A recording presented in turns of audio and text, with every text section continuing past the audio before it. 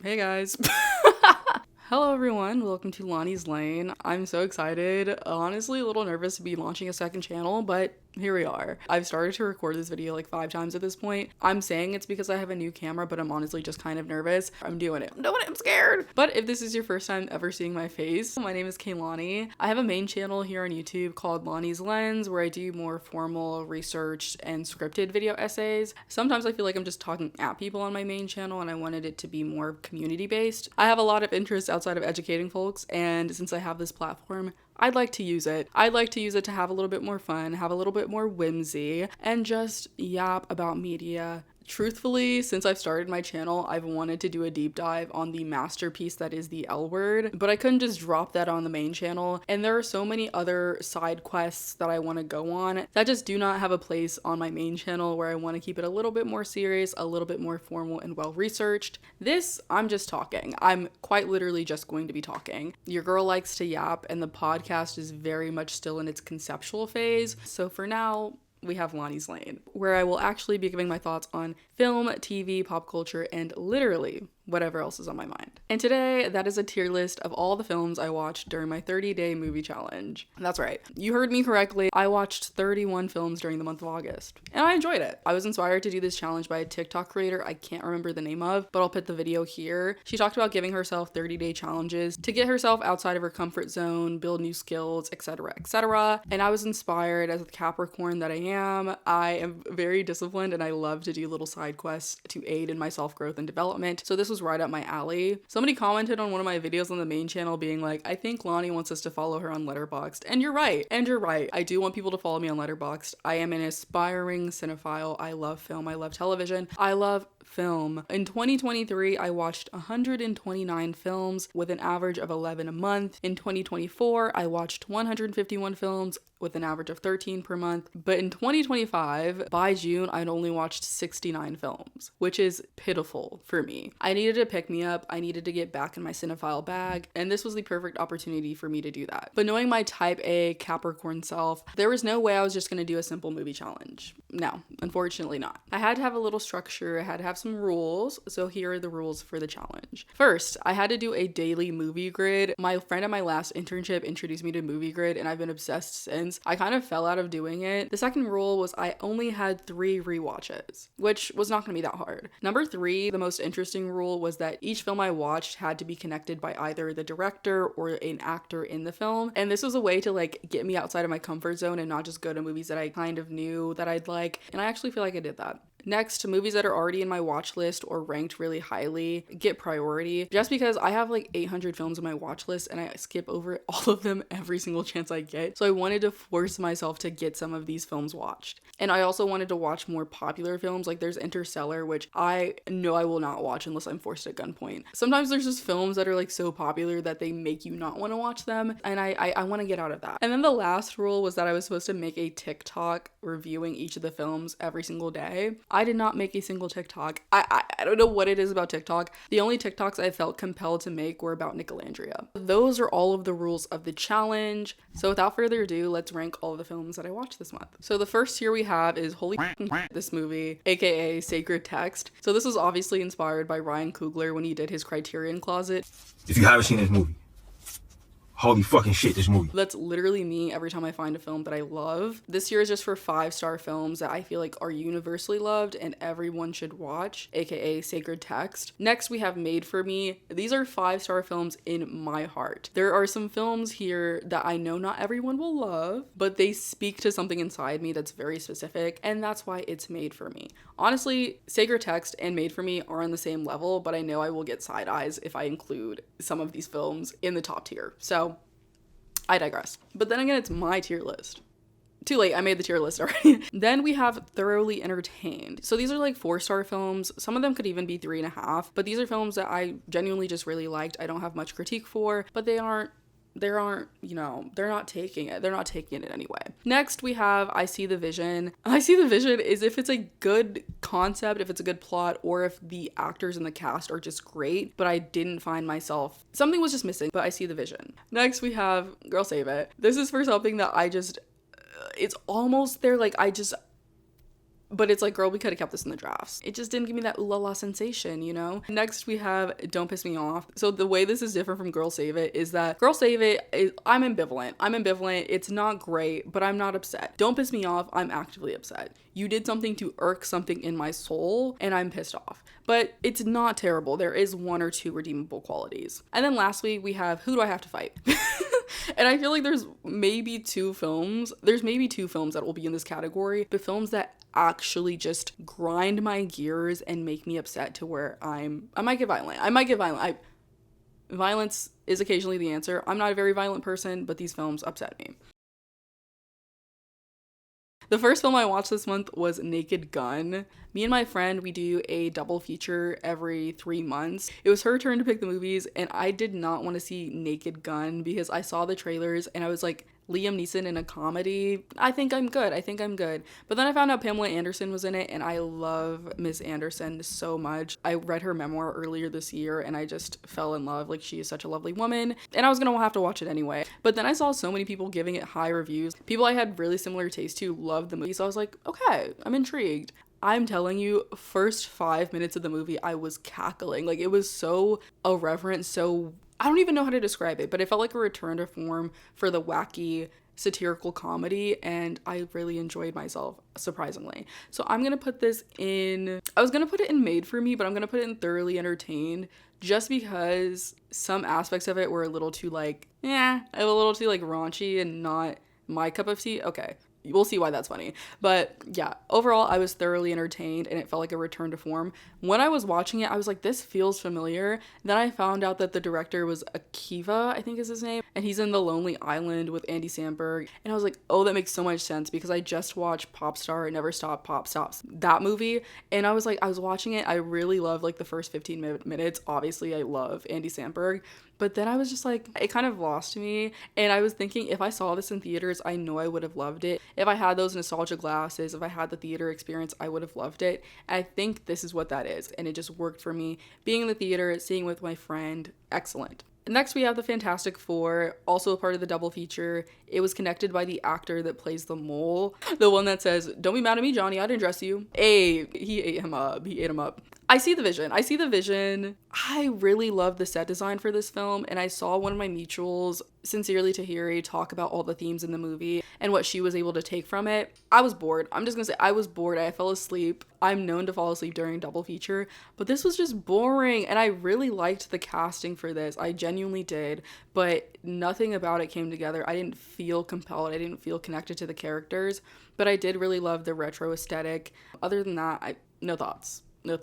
Up next, we have The Wild Robot, starring Pedro Pascal, and I really enjoyed this one. I had no expectations going in. I just know that I saw like those TikToks of the kids crying coming out of the theater, and I was like, all right, whoa. But I was kind of put off by the fact that it was a lot of celebrity casting for the voice acting, which is just something that I don't always love, but this one worked so well, specifically with Pedro Pascal, because the first time I ever saw Pedro was in Kingsman. That feels like so long ago, but I loved him in that. Despite being a villain, he was so charismatic and fun.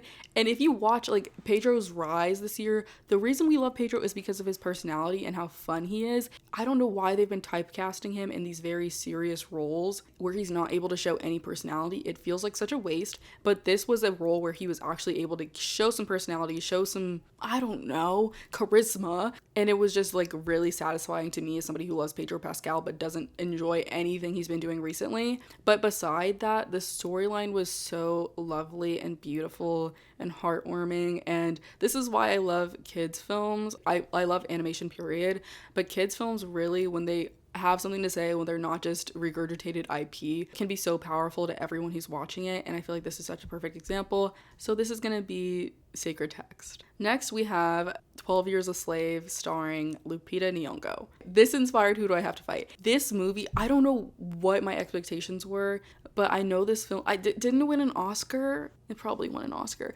Films like these, I've talked about this on my Patreon, films like these upset my soul because they are made for white people to feel like they're doing the work of confronting slavery and racism, when in reality that could not be depicted on film for you to sit in a theater comfortably and watch. So I just hate any attempt. I really despise any attempt to do so. I'm not one of those people that's like, oh, I'm sick of black tragedy stories. I feel like those stories are important to tell, but when it's done with so little care and so little point, like, what was the point of this film? That's when it irks me. That's when it bothers me. It just upsets me. It just upsets me for no reason. And the fact that this is critically acclaimed, the fact that people feel like this is such a great film, ask them why and give them a word minimum of 50 words, and we'll see why this film affected them so much. Next up, we have My Best Friend's Wedding. This is going in Girl Save It. I love Julia Roberts so much. Who doesn't, honestly? I love Cameron Diaz. Cameron Diaz was in so many of these films, actually. Like, she was, like, actually such a staple in my childhood. And so I was excited to see this. And then I quickly realized why, like, basically nobody likes this movie. It is pure rage bait. Like, that's the entirety of my review on Letterboxd. It's pure rage bait. Everybody talks about how shitty of a person Julia Roberts' character is, and she is, no doubt about it. But the audacity of that man to even invite this woman to the wedding and basically, like, engage with her, lead her on, tell he's also 28 and his fiance's 20. But the audacity of him to tell his young fiance that this is the woman I actually wanted and you're never going to compare to that, and for her to echo those sentiments as well as her entire family, is insane work. The only redeeming quality about this film was the gay best friend. What does it say? I don't even remember his name, but he is the only redeeming quality. I love his friendship with her. The fact that he was willing to fly out twice to be with her and deal with her shenanigans. So themes of friendship and Julia Roberts is what's saving this film, is what I'll say.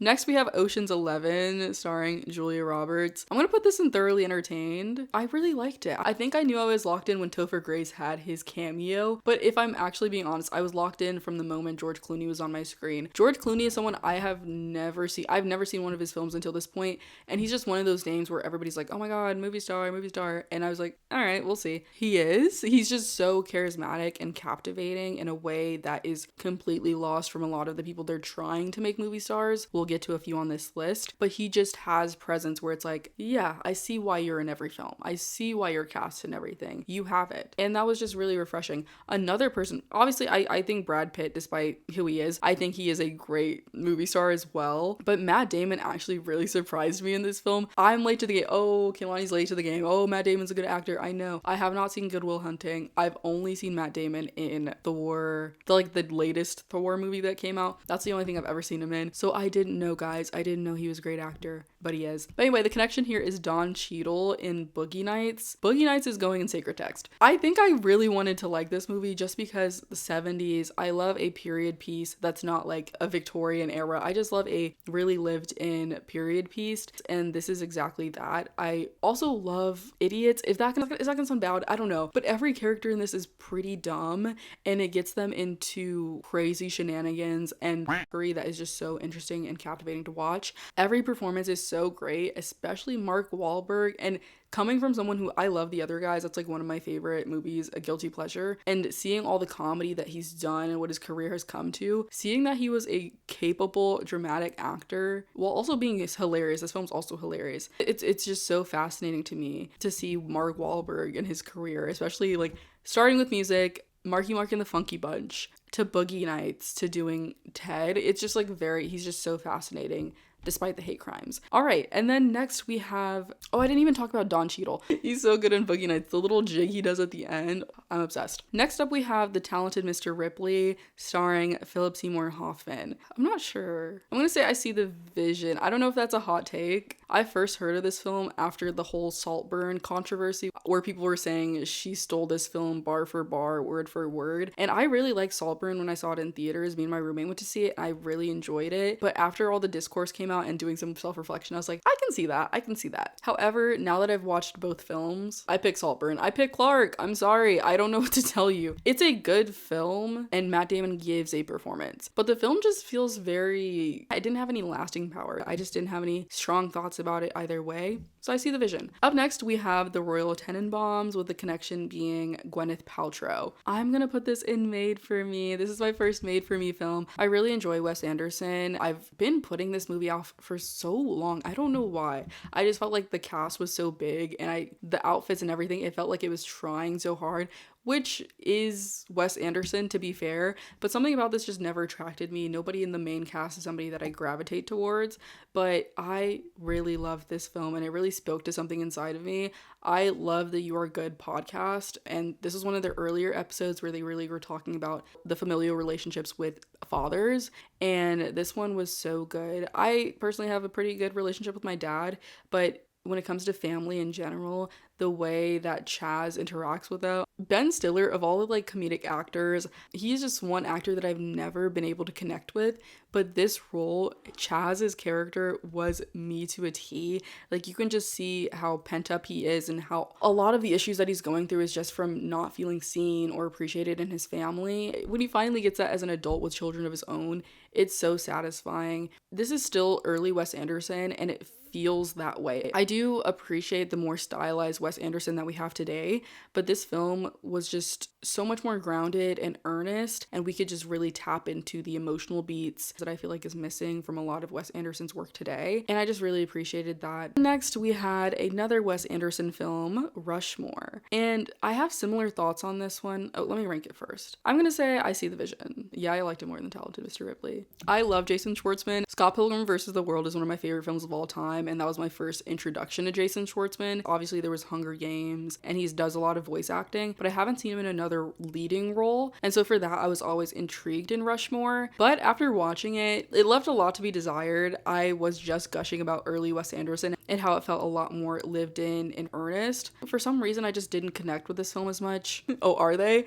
It was really funny, and I love Jason Schwartzman. Like, it's Jason Schwartzman leading a film. I'm going to enjoy it, but I didn't connect with it as much, and it didn't leave that much of an impact. Up next, speaking of no impact, we have Marie Antoinette by Sofia Coppola. I've genuinely, when I was younger, wanted to like Sofia Coppola because a woman director, pretty colors, aesthetic, focusing on women's loneliness and the plight of just being a young woman. But beautiful gowns, like there was nothing to this film. There was absolutely nothing to this film. No reason for it to be 2 hours long. And I'm familiar with the history of Marie Antoinette. While watching it, I was like, we have to at some point realize that not everything needs to be made a film, especially if we want to be biblically accurate. We just don't need to make the film then. We just don't need to make the film. Main thing I always advocate for when it comes to film, entertainment. Entertainment value has to be up there. I have to be engaged in the film, and I just wasn't. A great soundtrack, pastels, and pretty colors do not a good film make. I'm so sorry to tell you. The reason I was so frustrated with this one is because I love Kirsten Dunst, love Jason Schwartzman, love a lot of the cast. They got to do nothing. Kirsten Dunst is trying so hard, and she does give a good performance,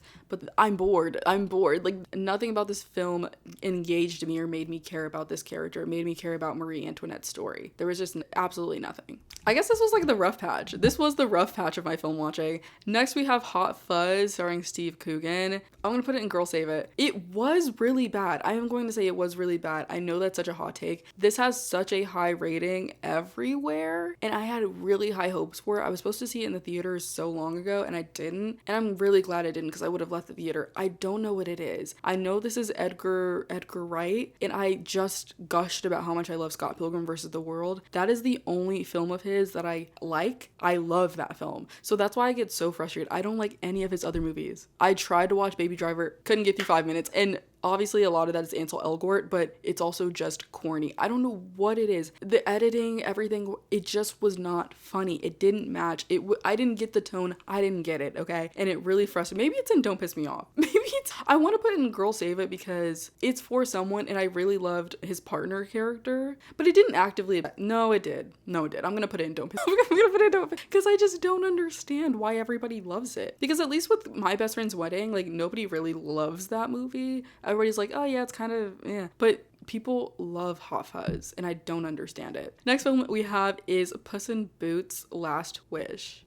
I'm gonna put it in Made for Me. I was thoroughly entertained, but I'm gonna put it in Made for Me. I feel like this is universally loved. It's just a great film, but a lot of the themes. Oh wait, okay. I just thought about John Mulaney's character, and I didn't really like his character in this, so I was kind of like considering putting it down. But Goldie and the Three Bears, Puss in Boots, Pedro, all their stories. I just love animation, and I really love what this is able to accomplish. And I loved how it tackled themes of anxiety and going outside of yourself. And I think it was a lovely film. It had a lovely message. And I just love the way Antonio Banderas says, boots and boots. It was giving Selena as titties, boots. Anyway, next we have Shrek 2. This was like an opportunity for me to go down memory lane with these next couple films. I did not have a working recollection of Shrek 2. I don't remember the last time I saw this movie. I want to put it in made for me. I'm going to put it in thoroughly entertained. And I'm going to put it below. Because there were just like so many cultural references. I know people don't like when a lot of media has like dated cultural references because it dates the movie. But for me, I really like it because all of these are relevant to me and my sensibilities. Joan Rivers doing the red carpet at the ball, that just tickled me inside. And the soundtrack, I love this film. I'm going to put it in made for me then. I'm going to put it in made for me because I was thoroughly entertained, but also it just really spoke to me and my sense of humor. Next, we have The Green Hornet. It's true, the movie's really bad. I really wanted to like this. I haven't seen this since I was a kid, but I have a personal attachment to it. This was me and my brother's favorite film as a kid. We'd like rent it from Redbox and we'd watch it so many times, and I really wanted to like this. It's garbage. Mama, it's garbage. But it's not that bad. Like, it's not insultingly bad.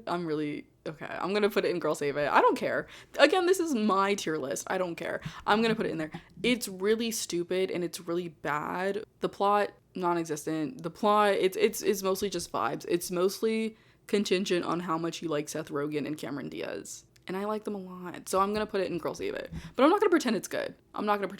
I won't do that. Next, we have Donnie Darko. This was one I was anticipating because so many people love it. And I don't know. I love the imagery of it. James Duval is in it. I love James Duval. So I was excited. And I did like it. I'm going to say thoroughly. No, I'm going to say I see the vision. Not because it's bad in any way. It just is not my kind of film. I will say the soundtrack was incredible. Head Over Heels. Ooh. Song of the Year came out in 1985. I really like that song. The soundtrack was great. I really like Jake Gyllenhaal's performance. I'm gonna say thoroughly entertained. I feel like I give it 3 stars. I might have to revisit that because compared to these other ones, I really liked it. I liked what it had to say. I liked the atmosphere of everything. I feel like it was a bit long though, but I'm gonna put it in thoroughly entertained still. I feel like it's a good movie to watch. It makes you think. And it led me to my next film. Oh my god. I felt the aura 5 films away, but we have Secretary. We have to talk about Secretary, guys. I love it when a film you have no expectations for. The poster was the only thing I was like, oh, that's a cool poster. I had no other expectations because I didn't realize that James Spader was in this film. And I should rank it first. So it's obviously going in made for me. That was a lot of build up.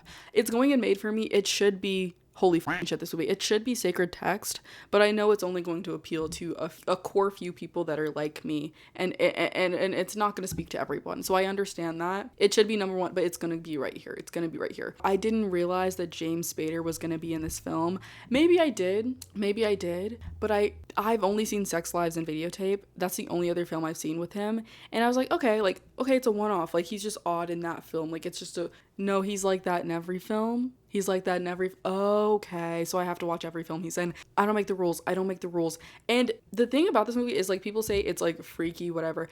The main thing about this film is how funny it is. It's so funny. It's darkly funny. It's a lot of dark humor. I think the thing that's missing for a lot of people is they don't find sex inherently funny in the way that I do. But if you do find sex funny, if you find it inherently funny, silly, and goofy, and you like awkward, odd individuals who find love, you're gonna enjoy this film. And I'm not gonna say it's all above board, that there aren't problematic aspects of it. I'm not gonna pretend. But this film, holy shit, this movie.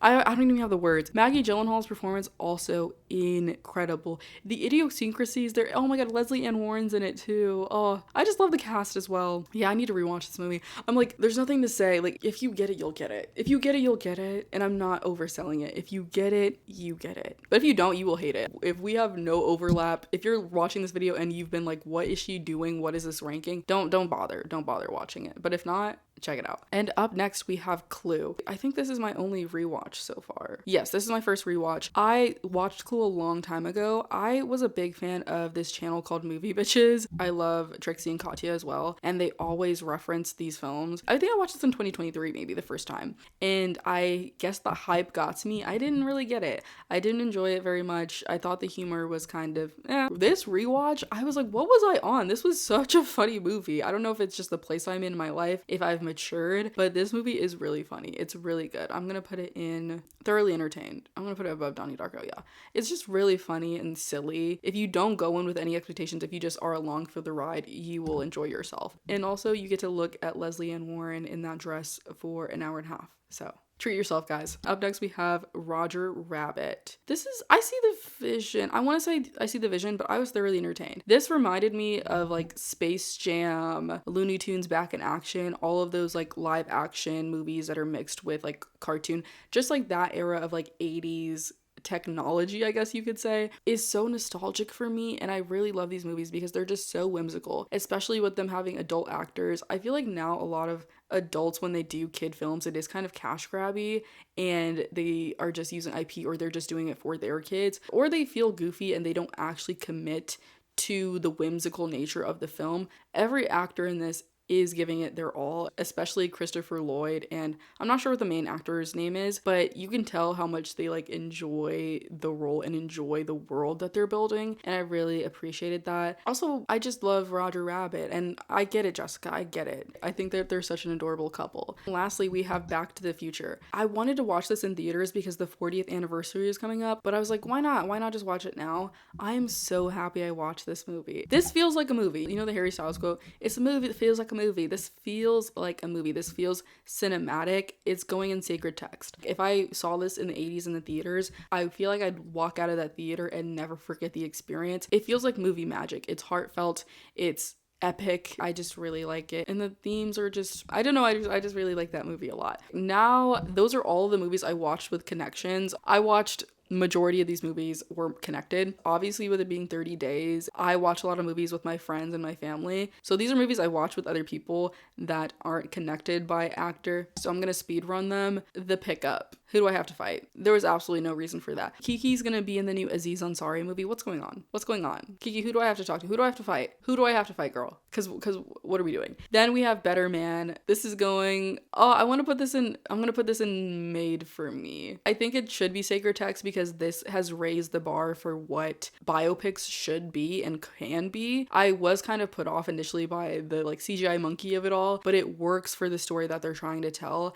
and it is one of the most emotional movies I think I've seen this movie. Yeah, it just appeals to all my sensibilities. I love boy bands. I love an underdog story, or I just love someone who's cruising by on charisma, but then also is so talented and works really hard to prove themselves. And I just really love that film. The ending, I did it I was singing that was my vocal stim for at least a week. I did it my way. Like I'm still there. Okay, up next we have Sinners. Is this a surprise? This is going in sacred text. This was my third time watching it, and me and my dad looked at each other because we've all seen, I think he's also seen it 3 times, and we were like, I think this is enough for a lifetime. I saw it twice in theaters, and then I saw it again with my family. I feel as though I've been greedy. I won't need to be rewatching this anytime soon. I love the film though. Amazing. Everyone should watch it.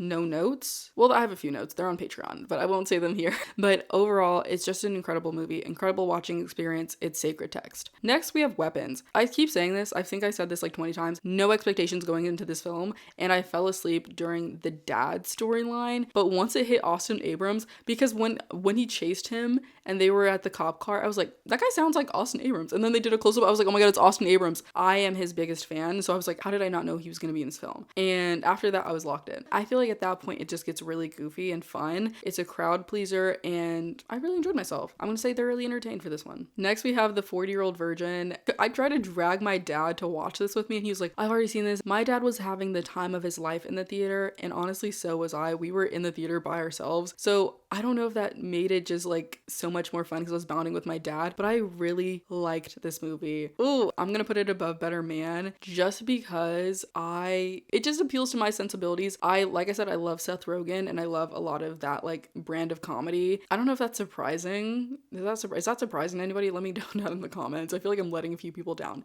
but that kind of comedy is just right up my alley. I love Steve Carell. Romani Malco, I put it in my Letterboxd review. He is such an underrated comedic actor. He is so talented, so funny. Paul Rudd, Seth Rogen, like I said, just so many incredible actors firing on every single cylinder. And I said it in my pop feminism video, but it also has a really good message. It could have just stopped at like, oh, isn't it funny he's a virgin? But it also gives him a loving relationship and a fulfilling social life. And it's just incredible to see a man come into his own and, you know, accept himself and also see how the way he's been living his life, it has led him to this point, and there's nothing to be ashamed about in his identity as a virgin at 40 years old. I really liked it. I felt like it was pretty heartfelt, especially when it could have just been like a stupid raunchy comedy. Next we have, oh my god, Caught Stealing. This is gonna be, it's not that bad. I'm gonna put it in Don't Piss Me Off, and it's gonna be pretty low.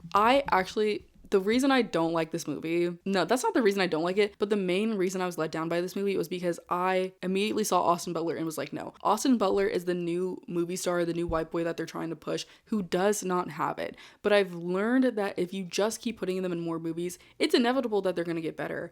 Brad Pitt also had this. If you see any of his early films, he could not act as well, but put him in enough roles, give him a few acting classes, he got there. Austin Butler is improving.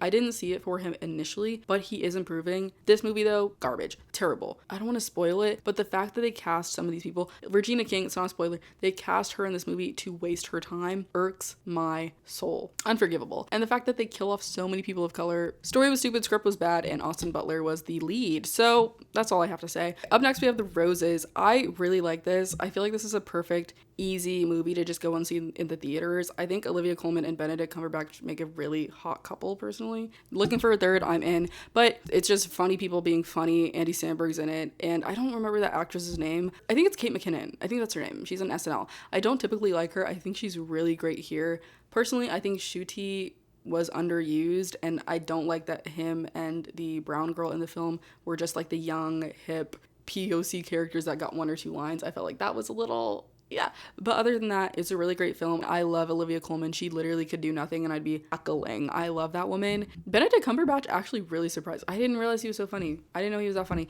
I just loved the world building. I loved the aesthetics of these rich British people just thrust into this random coastal town. I loved everything about it. I was sold on the film. It was a great time, great film to watch in the theaters. And it also felt like a return to form. Even with the intro credits scene, felt like I haven't seen a credit scene like that in a movie theater in years. I don't remember the last time I've seen that. I want to see the original film because Danny DeVito directed it and it's starring Kathleen Turner. I really want to go see that. But yeah, we're going to put The Roses in. It's like made for me, but I was thoroughly entertained. We're going to put it, yeah. And then next we have Hamilton. Okay, this is going in sacred text. I don't care. This should be in made for me because I know Hamilton has a lot of haters. I've never met somebody who doesn't like Hamilton that I was like, you're cool. You know what I mean? Like, if you don't like Hamilton, we really need to start treating that as the serious character flaw that it is. Some people just genuinely don't rock with musicals, which, you know, but Hamilton is the musical for people who don't like musicals, because even if you don't like musicals, if you think they're corny, you know, if you don't like whimsy, fine, but the amount of talent in this cast, the amount of storytelling, emotion, hearing how long it took Lynn to write My Shot, the attention to detail, the passion, the storytelling, how could you not appreciate that? Seeing it in theaters reignited all of my love for it. It never went anywhere, but it reignited it. Up next, we have Unknown Number, the Catfish Story. This is in Don't Piss Me Off just because of how it's a competently made documentary. I don't love the way that the mother gets to be in the documentary and tell her side of the story and continue to make excuses for her, but the actual storytelling was effective. Just a disgusting woman, just a nasty lady. I really feel for Lauren and how she's having to process that. Up next, we have The Conjuring, also about family dysfunction. A little, not really. I don't know, this was boring. I'm gonna put it in Who Do I Have to Fight because this was like nearing the end of my movie watching experience, and considering I watched so many films that I really liked, this just felt like a waste of time. I'm like, who's greenlighting this? I know it's the end of a series, but who's watching this? Who was anticipating Conjuring: The Last Rites? Who was let me know. And then lastly, we have Lurker. And this is the first film I saw at Alamo Drafthouse in a long time. And it was the perfect film to do that. I really liked this. Felt very authentic to Gen Z. Just felt very timely and very disturbingly real. I really enjoyed it. Also, Zach Fox is so funny. If you have any piece of media and you just want to elevate, just put Zach Fox in there. Just put him in there. He's so funny, so charismatic. I'm gonna put this in thoroughly. I'm gonna put this in Made for Me. No, I feel like that's too much. I'm gonna put Thoroughly Entertained. We're gonna put it under Naked Gun. But yeah. Okay, I'm satisfied with that. I thought I was gonna have way more that I didn't like, but like reflecting on this, do I recommend that you do this? Do I recommend that you watch 30 films in the span of a month? No. Will I ever do it again? No. But I feel like this is a really fun way to discover new movies and also push myself outside of my comfort zone. There's nothing in here that was like too crazy, but there were definitely films that I had been avoiding for a while, and I'm glad that I just tackled them and watched them. And I also found so many new favorites. If I didn't do this challenge, I probably would have never watched Secretary, and I'm so happy I did. I actually ordered it on DVD. But yeah, this was just a great experience. This was really fun. This is a great way to start the new channel. I really want to do more movie reviews and show reviews, so I just wanted to get the ball rolling. Let me know if you enjoyed this. Let me know what movies I should watch next. Follow me on Letterboxd if you want to see what I've been watching lately. Please subscribe, like the video, comment any movies that you recommend. I'm always looking for more movies. But thank you so much for watching. I appreciate you, especially if you're here from the main channel. Thank you for sticking with me and watching me in a different element. I really appreciate that. Thanks so much, and I will see you guys in the next one. Bye!